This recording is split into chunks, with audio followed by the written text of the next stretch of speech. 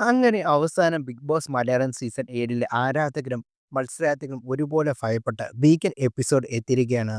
ആദ്യ ആഴ്ചയിൽ ആരായിരിക്കും ബിഗ് ബോസിൽ നിന്ന് പുറത്താകുക?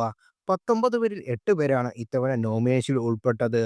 അനുമോൾ, ഷാരിക, ആര്യൻ, രേണുസുതി, നെവിൻ, ജിസേൽ, മുൻഷി രഞ്ജിത്ത്, ശൈത്യ എന്നിവരാണ് നോമിനേഷൻ ലിസ്റ്റിൽ ഇടം പിടിച്ചത്. ഇതിൽ അനുമോളും ഷാരിക എന്നിവർ 2 വീതമാണ് നോമിനേറ്റ് ചെയ്തത്. ആര്യനെ 3 മത്സരാർത്ഥികൾ നോമിനേറ്റ് ചെയ്തു. റേനു, നെവിൻ, ജിസീൽ എന്നിവർക്ക് 4 വീതം വോട്ടും മുൻഷി രഞ്ജിത്തിന് 5 വോട്ടും ശൈത്യയ്ക്ക് 6 വോട്ടുമാണ് ലഭിച്ചത്. ഏറ്റവും കൂടുതൽ പേർ നോമിനേറ്റ് ചെയ്തത് ശൈത്യയും മുൻഷി രഞ്ജിത്തിനെയുമാണ്. ഇവർ ഹൗസിൽ സജീവമല്ലെന്ന് വിമർശനങ്ങൾ തുടക്കം മുതൽ തന്നെ ആരാധകർ ഒരു വിവാഹം ഉയർത്തിയിരുന്നു. ഒരു അഭിഭാഷകനായിട്ട് കൂടി തന്റെ നിലപാടുകൾ പറയാൻ ശൈത്യ തയ്യാറാകുന്നില്ലെന്ന് എല്ലാവരും ചൂണ്ടിക്കാണിക്കുന്നു. മുൻഷിയാണെങ്കിൽ എന്തിനോ വേണ്ടി കളിക്കുന്നു. അയാൾക്ക് ഇവിടെ ചേരില്ല.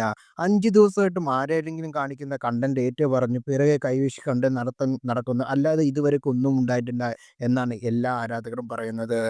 എന്നിരുന്നാലും ഇവരിൽ ഒരാൾ ഇന്ന് ബിഗ് ബോസിൽ നിന്ന് വിട പറയുമെന്ന് പ്രേക്ഷകർ ഏറെക്കുറെ ഉറപ്പിച്ചിരുന്നു.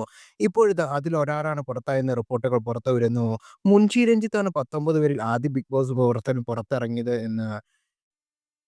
രഞ്ജിത്ത് ഔട്ടായി. ഷൂട്ടിംഗ് കഴിഞ്ഞു എന്ന വിവരമാണ് അറിയാൻ സാധിക്കുന്നത്. രഞ്ജിത്ത് പുറത്താകേണ്ട ആൾ തന്നെയാണ്. നോമിനേഷനിൽ വന്ന 8 പേരും ഏറ്റവും കുറവ് കണ്ടന്റ് തന്നിരുന്ന വ്യക്തി രഞ്ജിത്ത് തന്നെയായിരുന്നു. ശൈത്യയുടെ ഭാഗത്ത് നിന്നും കണ്ടന്റ് കുറവായിരുന്നു. എന്നിരുന്നാലും രഞ്ജിത്ത് പോയാലും കുഴപ്പമില്ല. അദ്ദേഹത്തിന് റീ എൻട്രിക്ക് ഒന്നും സാധ്യതയുമില്ല. അതിനിടെ വീക്കെൻഡ് എപ്പിസോഡിൽ ജിസേലിനെ മോഹൻലാൽ ചോദ്യം ചെയ്യുന്നതിനെക്കുറിച്ചും പറയുന്നു. ഇപ്പോൾ വന്ന പ്രൊമോയിൽ ജിസേലിനെ ലാലേട്ടൻ ചോദ്യം ചെയ്യുന്നൊക്കെയാണ്. ജിസേലൊക്കെ സാധനങ്ങളൊക്കെ തിരികെ കൊടുത്തയക്കാൻ പറഞ്ഞിട്ട് കൊടുത്തയച്ചോ എന്നാണ് ചോദ്യം. കൊടുത്തയച്ചില്ലെങ്കിൽ ജിസേലിന്റെ മറുപടി കള്ളം പറയുകയാണെന്നല്ലേ മോഹൻലാൽ ചോദിച്ചപ്പോൾ ലാലേട്ടാ ഞാനൊരു കൺസീലർ മാത്രം എടുത്തു എന്ന് ജിസേൽ പറയുന്നു. ഇതോടെ അദ്ദേഹം കടുപ്പിച്ചു പറഞ്ഞു, ജിസേലെ ഇവിടെ എല്ലാവർക്കും ഒരേ റോളാണ്. ജിസേലിന് മാത്രം അങ്ങനെ പ്രത്യേകിച്ച് ഒരു നിയമവുമില്ല. ഇതിന് പണിഷ്മെന്റ് ഉണ്ടെന്നും പറയുന്നു. ജിസേലിന്റെ പെട്ടിയും സാധനമൊക്കെ കൊണ്ടുവരാൻ ആവശ്യപ്പെടുന്നു.